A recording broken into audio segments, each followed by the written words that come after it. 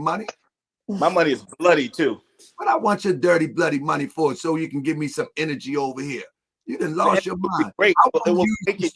I want to use the enlightenment that you need, my brother. I want to use. You just told me about your bloody money. How you got? I didn't inherit no wealth from my father. All my money was made by myself.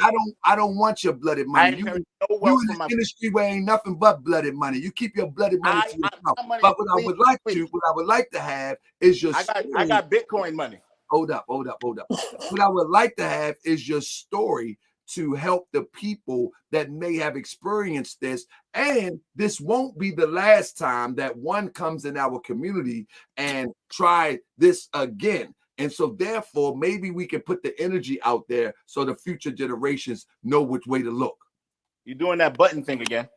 Absolutely, because I'm the bully. I bully the bully. What you talking about? You can't bully the bully, just pressing the button.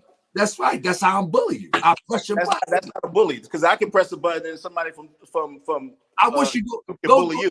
But let me tell you something. Shut up and go do it, punk. Get out of here. Let's go. That's how I do chumps. Go press the button, punk.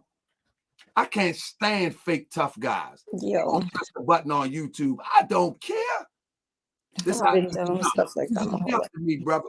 And I mean, I'm sorry. I apologize, family, but I don't do chumps too well. You know what I'm saying? Especially this type. I'm a millionaire. I'm arrogant. I'm a millionaire. I'm a and over talking to sister. And I know people in YouTube. That's what suckers do. My thing is, if y'all watch, you knew that's that what suckers do. Always talk about who they know. Always talk about how tough they are. Always talk about how much influence they have. You's a punk to me.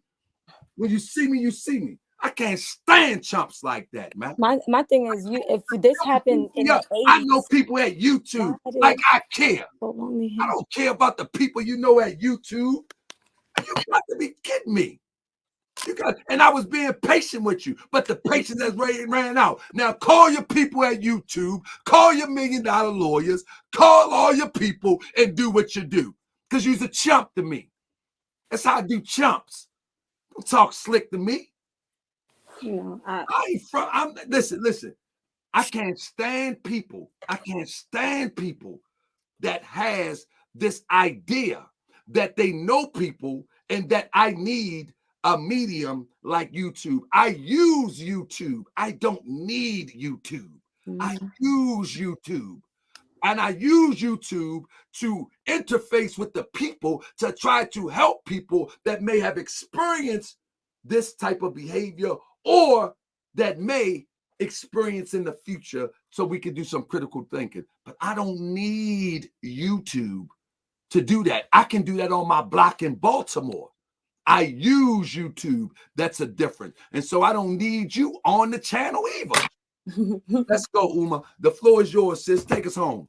Yeah, I just, you know, it's bothering me in the back of my mind that, you know, he's watched this happen since the 80s. And, you know, my father got incarcerated in 2002. So that, like I said, you know, people have known so much and they just haven't said anything for so long and that's a problem, you know, not just from him, but just from everybody else that was in this organization that could have seen a child get hurt and not have done anything, you know, and I'm bothered by that. Just that by itself is just bothering, you know. And in regards to clarity, yeah, you know, if you've seen this with your own eyes, then, you know, that's a clarity to me. You know what I'm saying? I don't need any more words for somebody to say that, you know, because after just hearing this and hearing that from different people, you know, it's different compared to hearing somebody say, I've seen it with my own eyes. You know what I mean? Right. Yeah. And then, you know, it kind of confirms other people's stories as well, you know, and yeah, like you said, you know, it's just puzzle pieces that, you know, needed to be put together. And I was serious when I said I think that y'all, I really think that y'all could get past y'all grievances. I think y'all haven't talked enough to really see things, especially you, to see things, to bring, you know, fill in some of the blanks. But at the same time, I also believe that that the brother is still in a hurt place too. You feel what I'm saying? He may talk that tough stuff, that tough talk, but I believe he's still in a hurt place too, for whatever reason that may be. You know what I'm saying? I feel like, you you know, there's no real clarity when people automatically come up here and say she's on medication and don't have facts. Exactly. You get what I'm saying? I felt some way about that too, because to say somebody is on medication and you haven't seen the person pop a pill. But that's a fact. What somebody say that's a disingenuous and to even so to be that disingenuous about something that petty. I mean, if you petty about something that small, what else you being petty and disingenuous about? You know, a lot of things, but you know, I mean, that's what I listen for. That's what I listen for. Like, how in the world is that significant? Oh, they said she on, and did not say it once, because I know how psychology go. You saying a thing over and over and over and over and over and over again, and then what happened is people will start repeating it.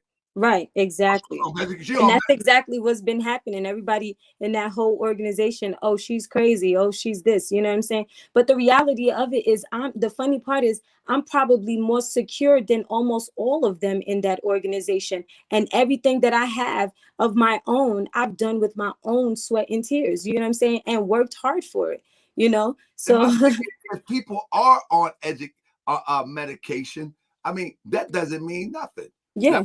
Well, I'm not. Like I said, if you're not, I've never been on medication. But that's my point. If you're not, yeah, I've never been on medication.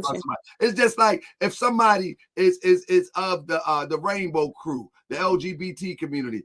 If that's who you are, that's who you are. Right. But if you're saying somebody is that and they are not, that is not cool and it's disrespectful. And, you know, that shouldn't be thrown out there like that. And that's the same thing with anything else. But remember what I told you, I'm used to it. The organization, family, I'm used to it. You know, at this point, I've been used to it.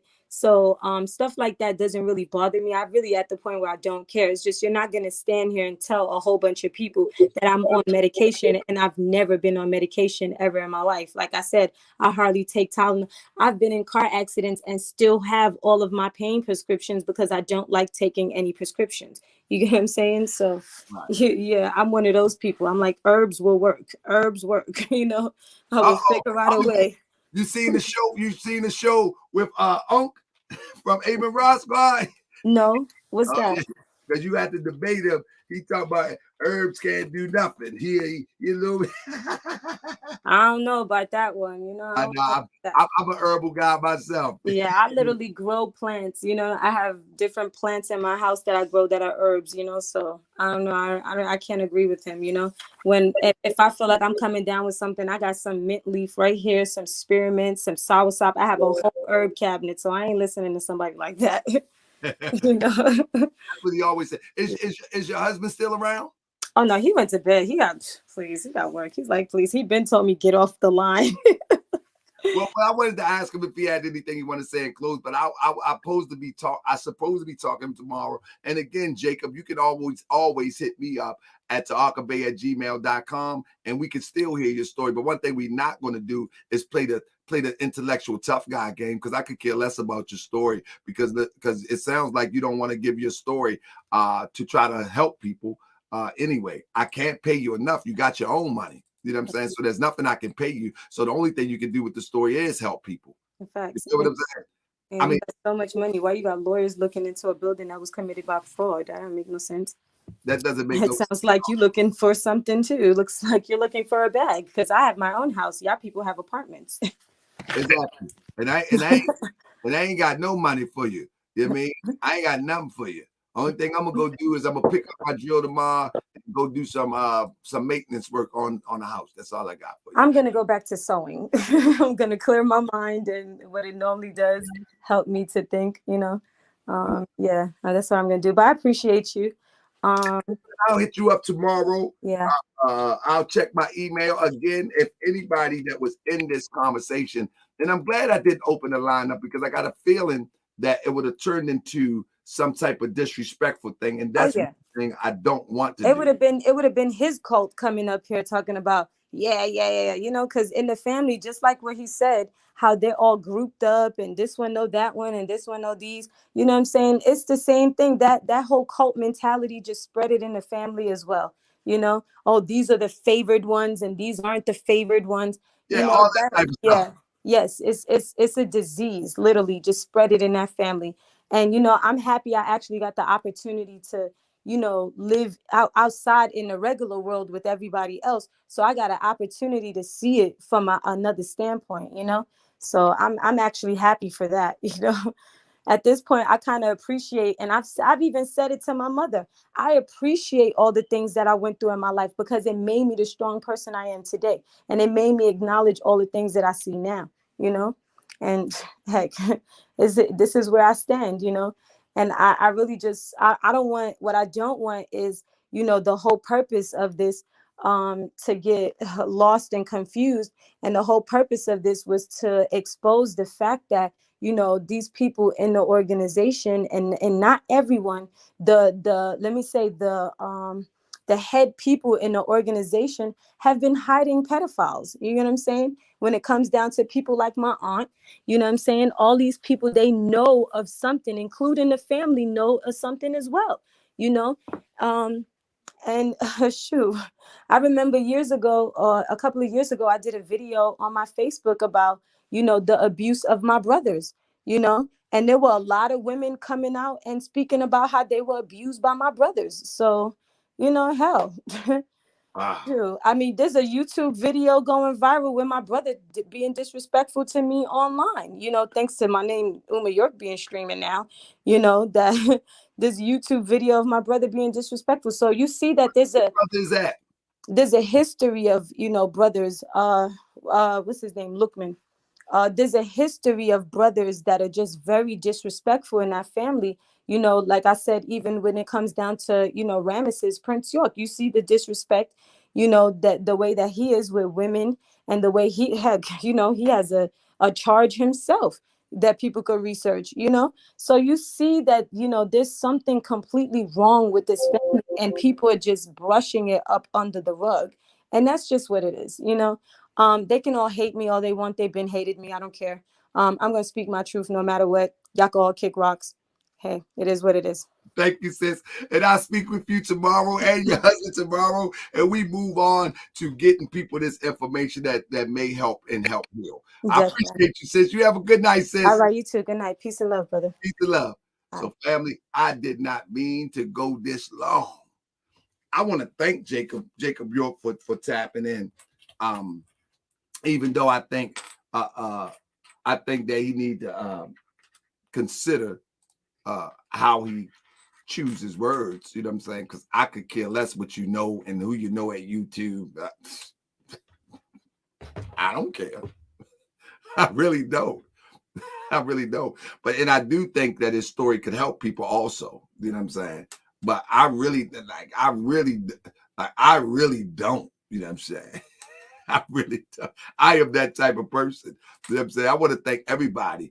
Let me see if y'all hit the Cash App. I want to thank y'all that hit the Cash App. My friends, M. Nugent, Bertha, Cryptonomic, Israel Bay. I also want to thank my brother Akron, hiphop.com, and everybody else who ever made any contribution, a share, a like, because this is all about getting the information out. This is not about what people think it is about, all the hype and all that. And also, I want to also thank, hold up 1 second. Let me stop this. I want to thank Silly Rabbit Productions for coming in.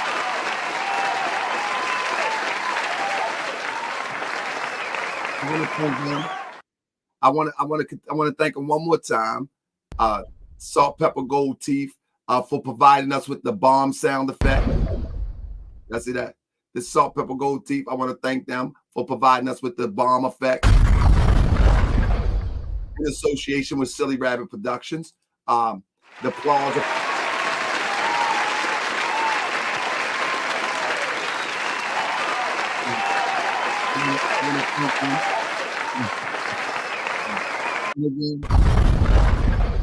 Salt and Pepper Gold Teeth. We want to thank them for our sound effects tonight.